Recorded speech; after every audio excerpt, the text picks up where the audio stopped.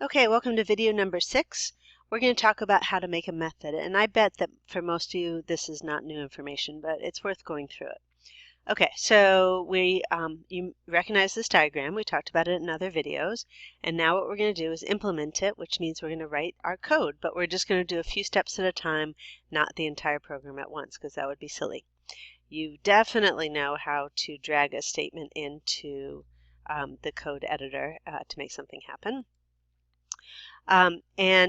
We got up to the point where we were moving the penguin towards the ball, so we're doing the penguin example again, obviously.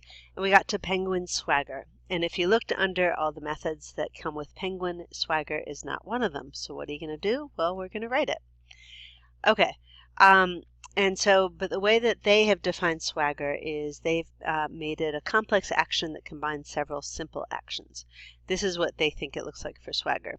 I actually don't agree, but that's okay. Nobody asked me. All right, so the penguin is going to wobble from side to side.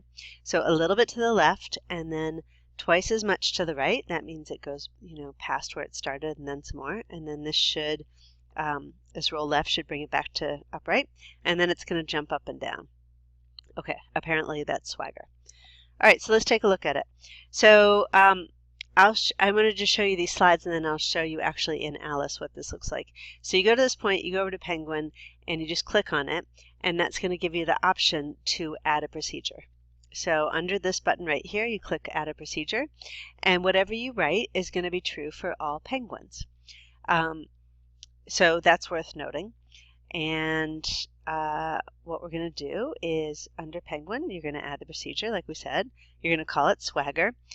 These always begin with a letter, not a number or anything like that, and it's always a lowercase letter for these methods. We're not going to worry about that part. Okay, so once you have swagger, you're going to be bringing this in. So a swagger tile has been created. It shows up here under the procedure, and since we've clicked on it here, this is where you edit all the code. Okay, and so here is where you would drop in the roll to the left, roll to the right, jump up and down. And you just do it for this, and this means this works for any penguin, and so that means it's going to work for our specific penguin, who is Penny. Okay. All right, comments. We've talked about comments. You want to drag it in. It's a good idea to have comments in the very beginning. It tells sort of what the plan is, and it's not a bad idea to have them embedded in as well. So here they are in the beginning. We're assuming that the penguin's standing upright, blah, blah, blah. I wouldn't worry about this action post condition. That's not important. You're writing a note to yourself. Just write a note to yourself and write it so that other people can understand. Don't use abbreviations. Just make it as straightforward as you can. Okay, so here we go. You would drag in for this. You would drag in roll left, right, roll right, blah, blah, blah, move up, move down. Okay, you know how to do that. This is what it would look like. Nothing very complicated. And now we're going to test it out. Does it work no matter what?